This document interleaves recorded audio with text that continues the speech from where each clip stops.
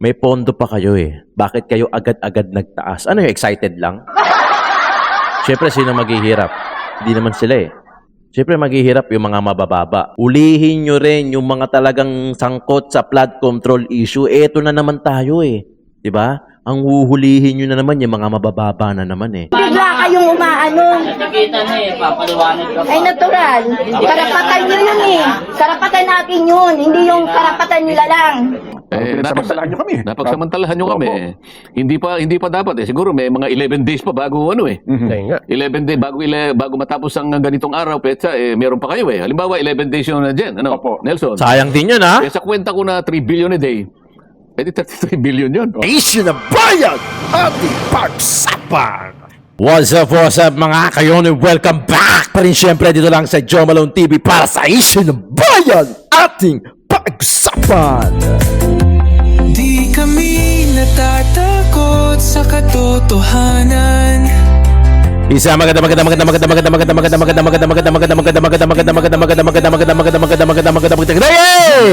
TV, issue ng bayan, ating pag-usapan. Araw ng linggo, April 12 mga kayon. Mega love shoutout sa lahat ng viewers natin dyan, OFW kamano dito sa Pilipinas. Sa katotohanan, Welcome ka rito ha. para sa mamamayan.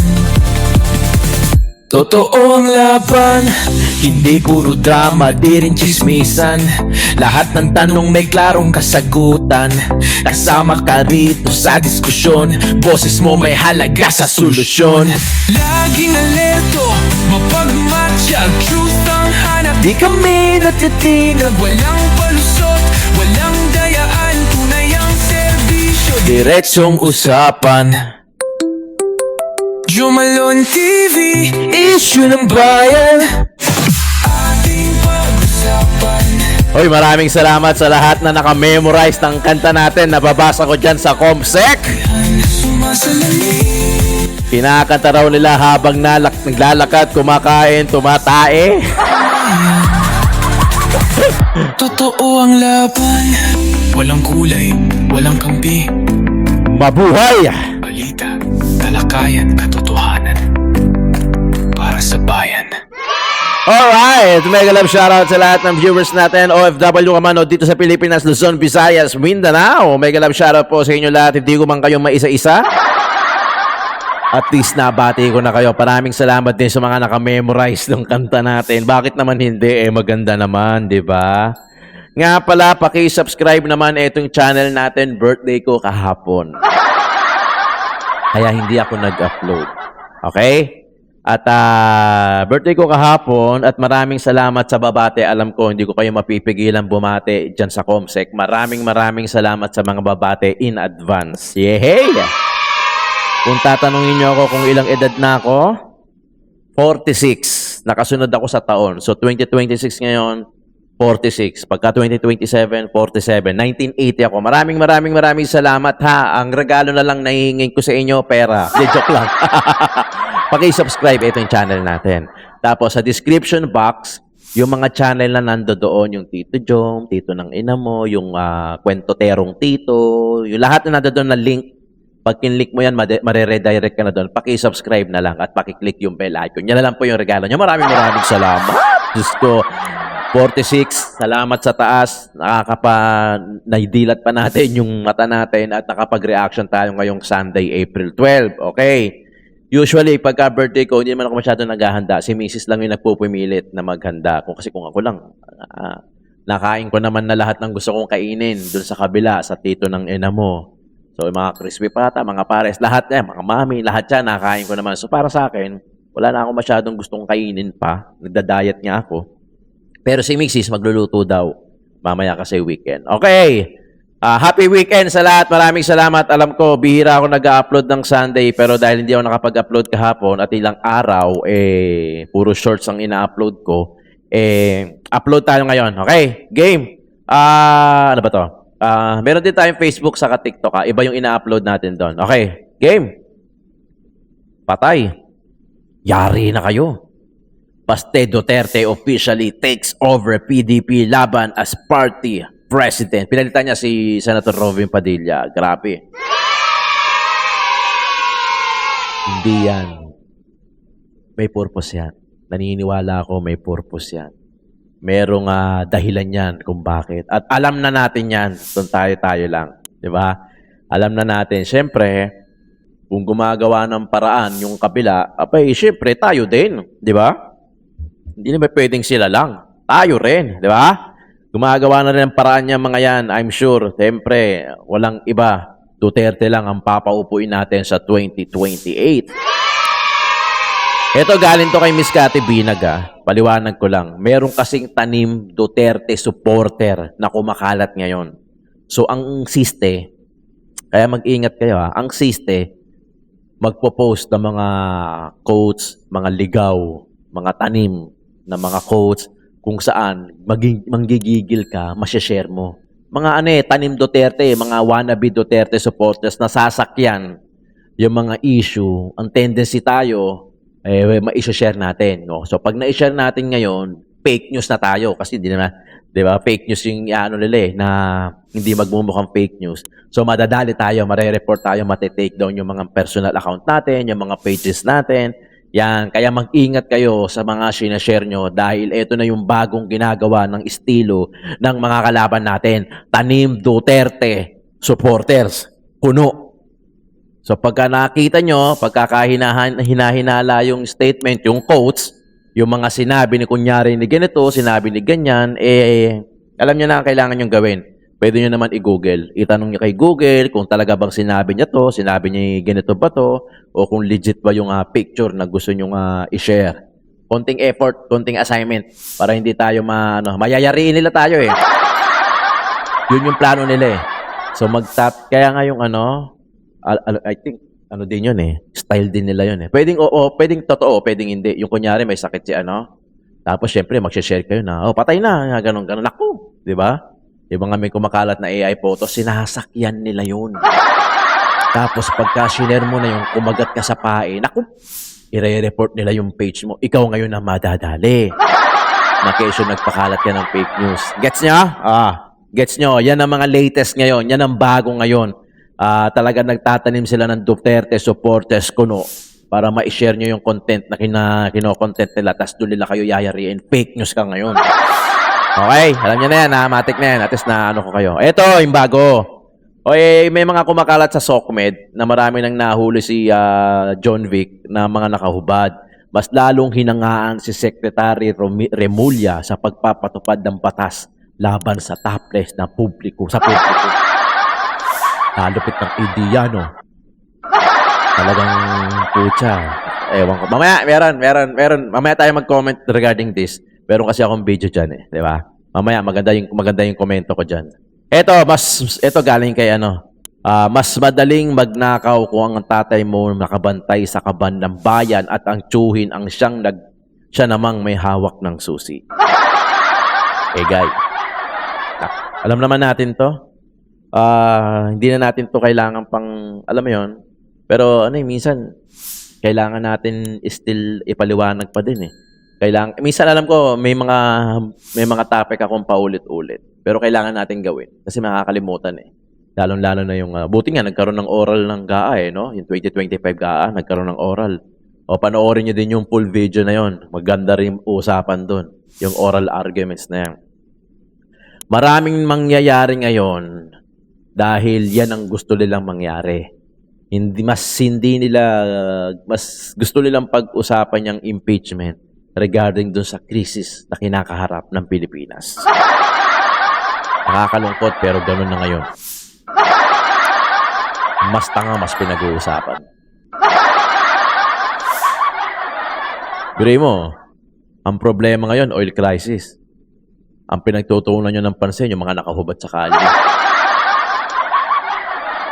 Summer ngayon, pabor ako doon. Walang problema. Mamaya, mas maganda yung paliwanag natin pag napanood natin yung video. Anyway, panoorin muna natin itong si Rodante Marcoleta. Papayag naman tayo, bakit hindi? Realistic naman tayo, practical naman tayo na kapag halimbawa, yung inventaryo natin ay talagang paubos na, Opo. bibili ka naman eh. Di ba? Meron silang tinatawag dyan sa mga storage na yan na palaging dapat ay meron kang naka-stock na ganong quantity. Yes po. Oho. Economic order quantity ang tawag dyan eh. So hindi mo papayagan talagang masaid yun. Ah, Naiintindihan ganun pala. natin yun. Opo. Ngayon, sana ipalabas sana ng DOE yung kwenta nila nasaan yung economic order quantity. Oho. Sa pagitan ng halos 50 hanggang 60 araw Opo. Yan ang sabi ng na Pangulo. meron tayo sa ngayon sa Pangulo, nakikita ko dapat sana kwentado nila, meron silang formula pagdating doon sa economic order quantity, Opo. doon pa lamang gagamitin yung replacement cost. Oho. Ayun naman ang aking hinihingi lang. Ayun Bakit, na po. ba tayo yung ilitaw? Oo. Ba't di natin pag-usapan dito? Para transparent. Oo. Para hindi naman ako iniisip ng mga consumers na, teka muna, Oh. Pinagsamantalahan nyo kami. napagsamantalahan nyo kami. Opo.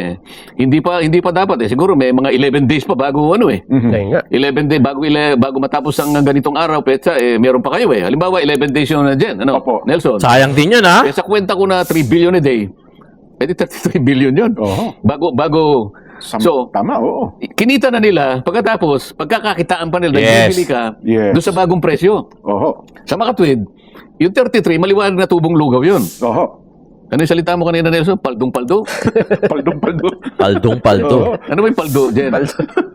Daig pa rin ng tubong lugaw, Sen. Kaya nga, hindi, kalimbawa, siguro naintindihan niyo yung principle na Yes sinasabi po, ko yes eh. po. Doon sa sinabi ng Pangulo, pagitan ng 50 hanggang 60 days, ito na, madali namang ano, in principle, hindi nagbabago eh. Economic order quantity, sabi niya. Yun kanya ay yung pinaka-timing. Opo. Kung kinakailangan, magre-replace ka na dahil nga doon sa consistent na pag-withdraw o pagbili. Mm-mm. Alam ng ano yan eh, yung mga tagabili ng mga malalaking mga kumpanya. Yes. Yung mga logistics officer nila, yung mga purchasing. Alam nila yung pag-i-stock eh. Hindi sila bibili ng marami dahil matatali yung pera nila Pondo. sakaling bumba yung mga raw materials. Magagaling dyan yung mga yan. Napakarami nating magagaling na tao. Kaya ito sinasabi natin, naiintindihan nila eh.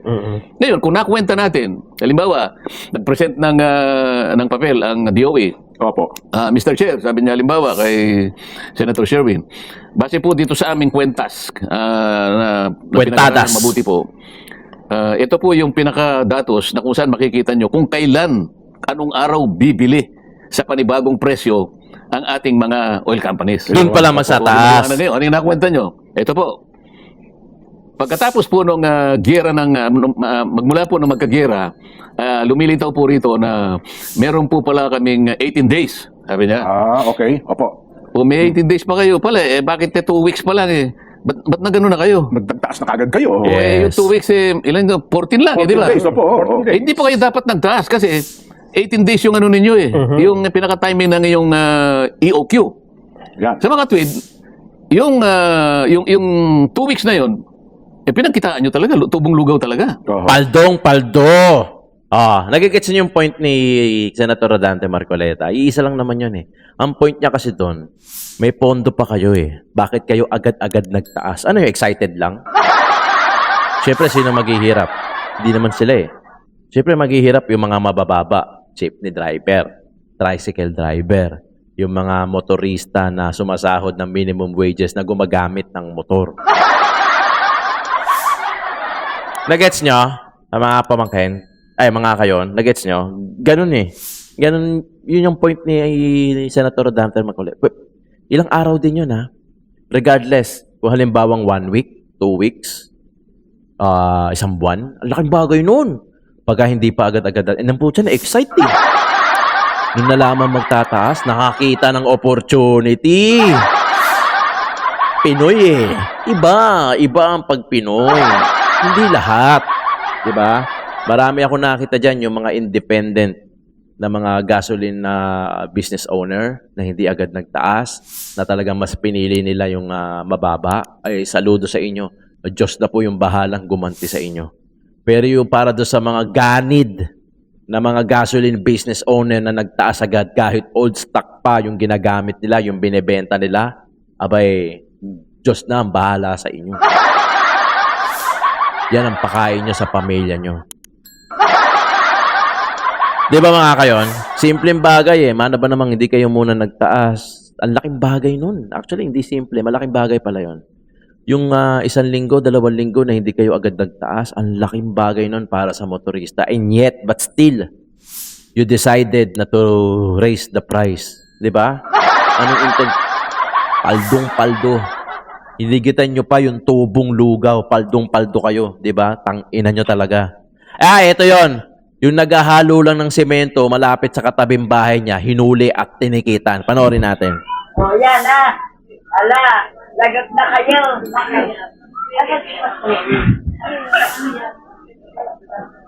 Kalmadong-kalmado pa si kuya no? Kalmado pa siya Nakita niya paparating na. Alam niya kasi, maghahalo lang naman siya ng semento sa iskinita nila. Maganda yung comment ko dito, ha? Ayan, o.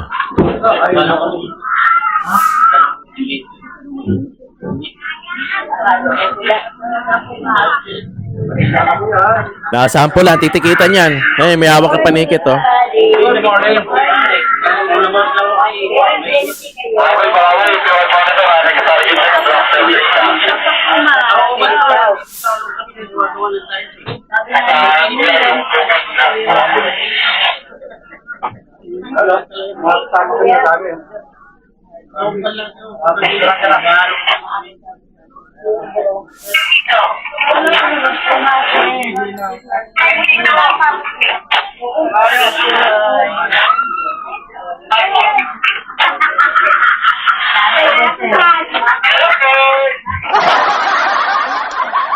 May nagtatawanan pa sa background.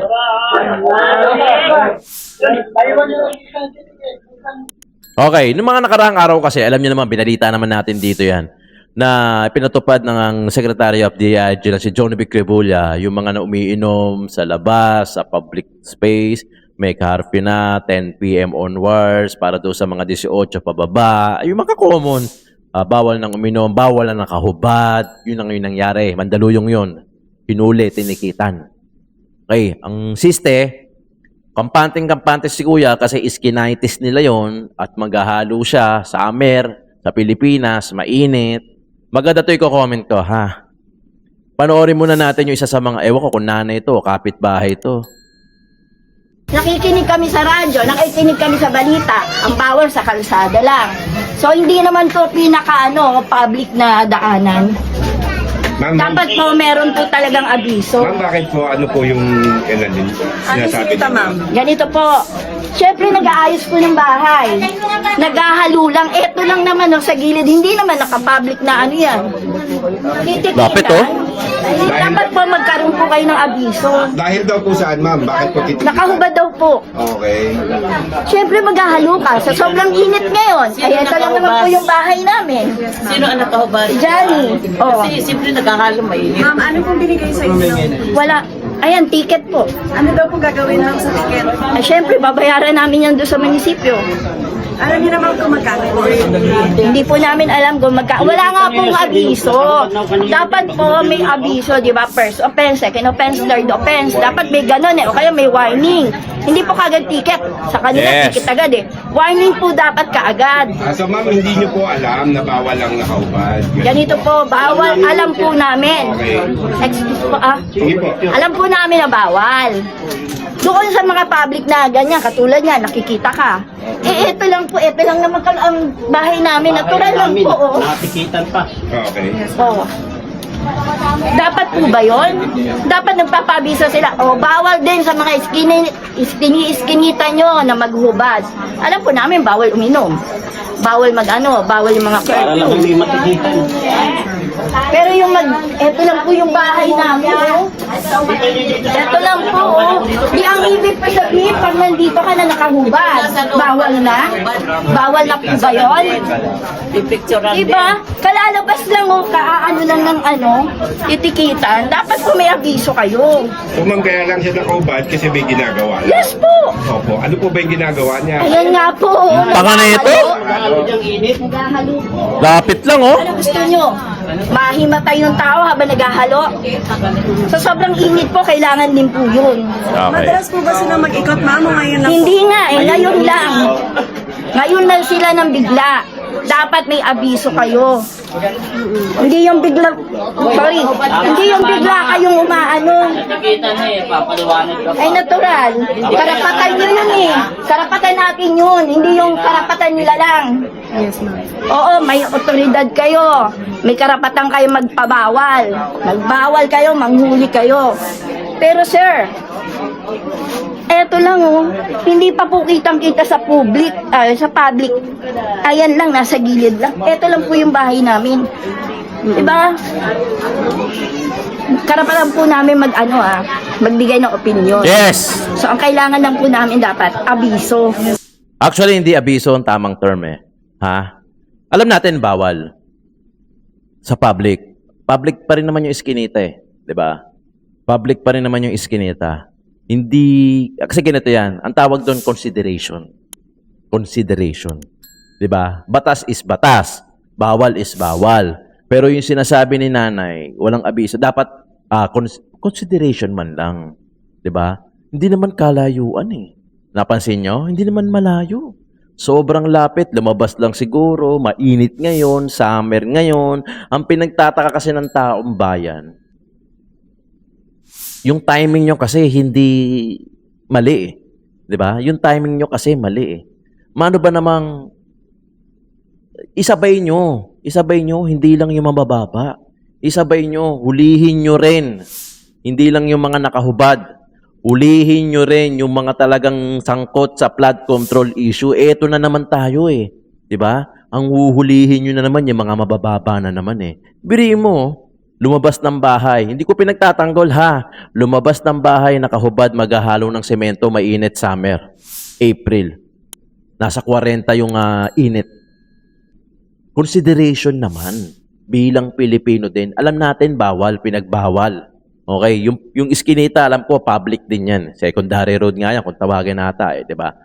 Pero, ano ba naman yung konsiderasyon? Tama naman si nanay, kahit papano, verbal muna. Warning, hindi yung ticket agad. Okay, sabihin natin, magkano ba ticket, magkano ba bayad dyan? Sabihin na natin, 500. Actually, kahit any amount eh. Any amount, pera pa din yan na pinaghirapan na ipambabayad dyan. O, tapos may nagsasalita pa. Nakatikitan na, nag-explain ka pa. Hindi. Kuya, kung sino ka man, karapatan ng taong yon karapatan ng taong yon mag-explain kahit papaano. Opinion niya yun eh. Kayo nga may opinion din eh. 'Di ba? Opinion niya yun, 'di ba? Ang tamang terminology dapat doon, lamang kayong konsiderasyon. Lumabas lang yung tao, eto lang yung bahay, maghahalo lang ng semento. Hindi naman siguro intensyon ng taong yun maghubad all the way, lalabas also all the way na nakahubad ng ganon. 'Di ba? Hindi naman siya siguro intensyon. Ang tawag doon, konsiderasyon. Bilang isang kapwa Pilipino, sa kapwa Pilipino din. Alam naman natin yan, pinapatupad nyo yan, nagmamadali kayong ipatupad yan, marami kayong nahuhuli na kahubad, mga nagiinuman sa labas. Pero sana isabay nyo din na makahuli rin kayo ng mga sangkot talaga sa flood control issue. Hindi yung pagtitripan nyo na naman yung mga mabababa, huhulihin nyo yung mga gaya. Alam naman natin, bawal eh. Wala naman nagsabing hindi. Hindi ko naman sinabing hindi bawal eh. Hindi ko naman sinabing huwag silang sumunod. Mano ba naman kahit paano bilang tao, bilang Pinoy, magkaroon man lang kayo ng konsiderasyon. Alam natin, bawal. Hindi ko sinabing hindi. At hindi ko rin sinabing sumunod sila o wag silang sumunod. Karapatan nila yon, 'di ba? Karapatan din naman nito mga manghuli, mantikit, pero minsan isipin niyo din, na? Isipin niyo din kung bakit kapwa Pinoy din ang magpapahirap sa kapwa Pinoy eh. Sa totoo lang. O, gobyerno din ang magpapahirap sa kapwa Pinoy natin. Tapos tatanong kayo kung bakit walang asensadong, magsasabi kayo, bakit walang asensado ang Pilipinas. Eh, tayo rin naman yun eh, kasi tayo yung gobyerno. Parte tayo ng gobyerno. Hindi mabubuo ang gobyerno ng gobyerno lang, kasama yung mga tao dyan. Kasi tayo ang bumoto sa kanila. Kaya nga, di ba, ang problema kasi sa atin mga Pinoy, sa totoo lang, halimbawa, ginago tayo. Pakitaan lang tayo ng konting mabuti, nabubura na yung alaala natin na kung paano tayo ginago. Hindi naman lahat ng Pinoy. Pero karamihan. Totoo naman yan. Karakter ng Pinoy yan eh. Personality ng Pinoy yan eh. Kaya nga dyan nila tayo daling-dali eh. Kunyari, 2028, national election. Next year, 2027, magpapapogi yan. O, di makakalimutan natin. Puta, ito pala yung gumawa ng ano, di ba? Kaya minsan, kung may mapaulit-ulit man akong content, eh, ganun talaga. I need to do that. 'Di ba? Kasi parang refresher, reminder na, oy, ito yung mga ginawa na itong mga to. Huwag natin kalimutan. Kasi magpapapogi yan next year eh. Papapogi yan. Magpapaganda yan next year. Uhulihin yung loob nyo na yan. Kakatok yan sa inyo. Maghuhugas ng pinggan yan sa inyo. Uhugasan yan. Paano kung na lang paliguan kayo para lang masabi na, putang ina mo, mabait ka pala. Akala ko masama ka. Di ba? Nangyayari yan. Ay, alam na natin yan. Tangina, para naman tayong hindi bago dyan. Magpapapogi eh. Sa 2027, magpapapogi. O, maghuhugas ng plato yan sa inyo. Masabi nyo lang na, tangina, makuha lang nila yung loob nyo na iboto mo sila.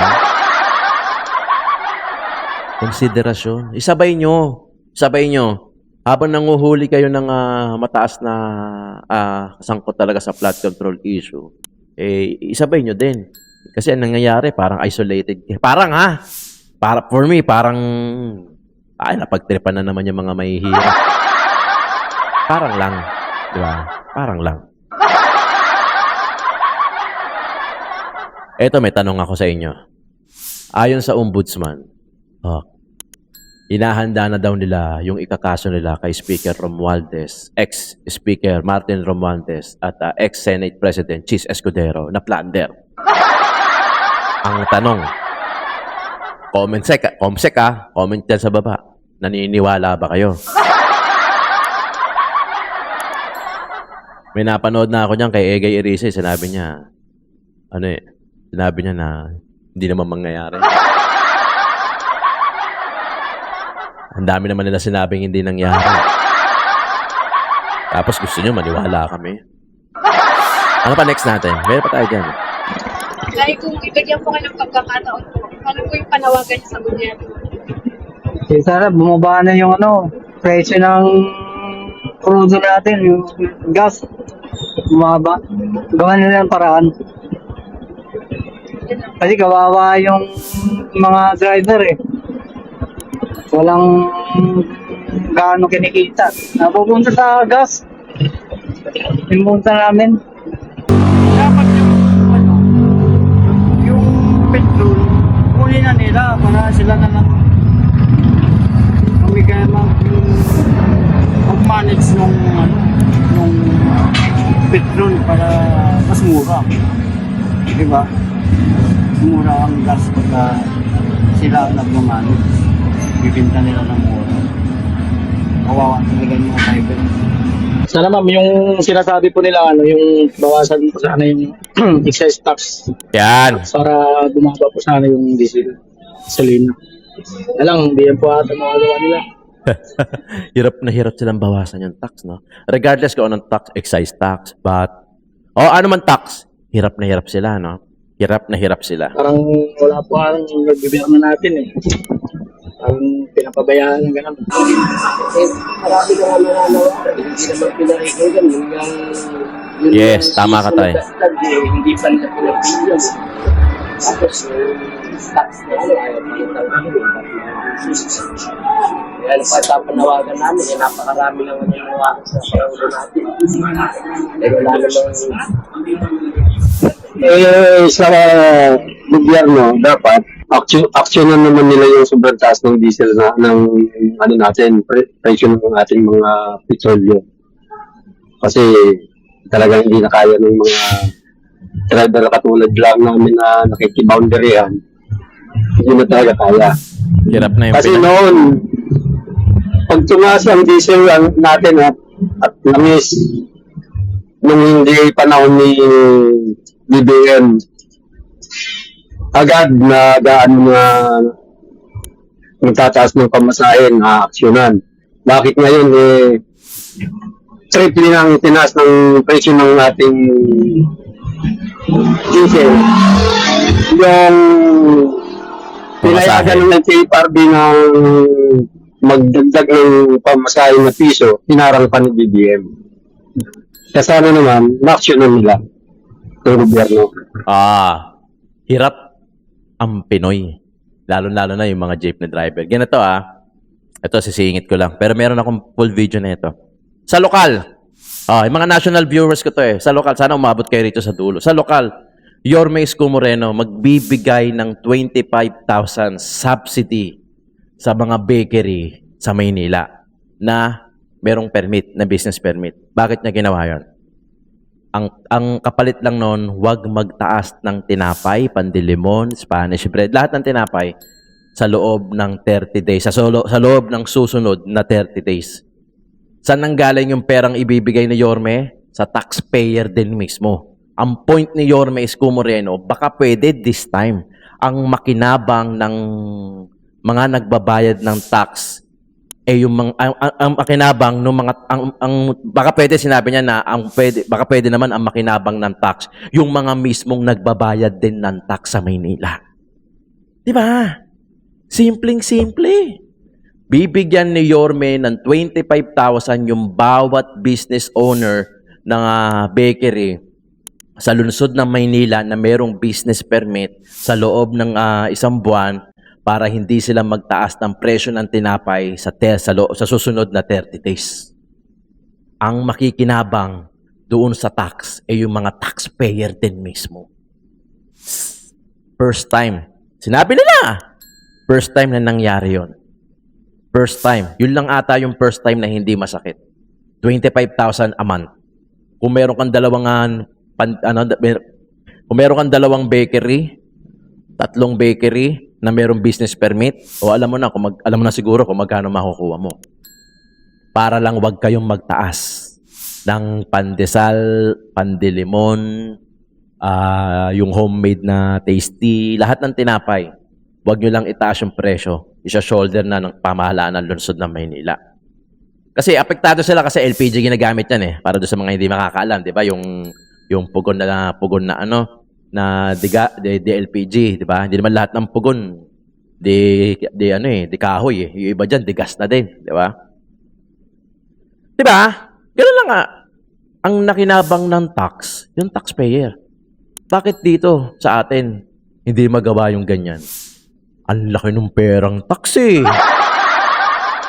Kahit isang buwan lang, mag-roll back kayo. Halimbawa lang ibalik sa isang buwan, isa-shoulder ng sabihin na natin, isa-shoulder ng gobyerno. Sa kanila loss yun eh. Sa kanila loss yun. Lugi tayo dyan, di ba? Pero taxpayer ang nagbigay niyan, di ba? Isang buwan. O wag na isang buwan. Puta, baka sabihin niyo, syempre national, malaking pera yun. Wag na isang buwan. 2 weeks. 1 week, sige. Tatawad na ako. 1 week. Ibalik sa presyo. Sa original na presyo, sa shoulder ng Pilipinas, ay puta. Ako kung si Isko Moreno yun, hindi imposible. Hindi ko binibenta si hindi tatakbo si Yorme, wag nyo na ipilit. Hindi tatakbo si Yorme sa national. Kausap ko na siya. Hindi siya tatakbo sa national. Tatakbo siya bilang mayor pa din sa 2028. Pag tumakbo ng presidente sa 2028, unsubscribe nyo ako. Walang problema. Walang samaan ng loob. Diba? Kahit ako, hindi sasama loob ko. Diba? Sana ganun, yung thinking. Sana ganun yung parang, di ba sabi nga nila, you cannot, di ba to? You cannot teach pain that you have never felt in. Di ba? Si Yorme kasi laking kalye, laking kalsada eh. Alam niya, at ramdam niya, at kaya niyang lutasin, kaya niyang isipin, kasi napagdaanan niya eh. 'Di ba? Alam niya yung hilatsa ng Maynila, yung takbo, yung ugali ng Manileño, alam niya eh. Kasi doon siya mismo galing. Doon siya lumaki. Kaya ayan, nung pandemya, 'di ba? Tanda-tandaan niyo, nung pandemic, ano mga idea ni Yorme Isko Moreno? Vaccine drive-thru, 24 hours.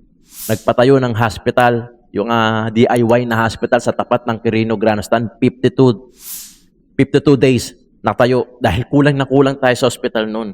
Ganun kabilis umaksyon si Yorme Isko Moreno. Ngayon, parang pandemya, di ba sinasabi nyo na mas mabigat pa sa pandemya yung naranasan natin ngayon. Anong ginawa? Siyempre ito, lokal lang eh. Siyempre wala naman siyang problema sa kapitbahay natin. Lokal lang, Maynila lang.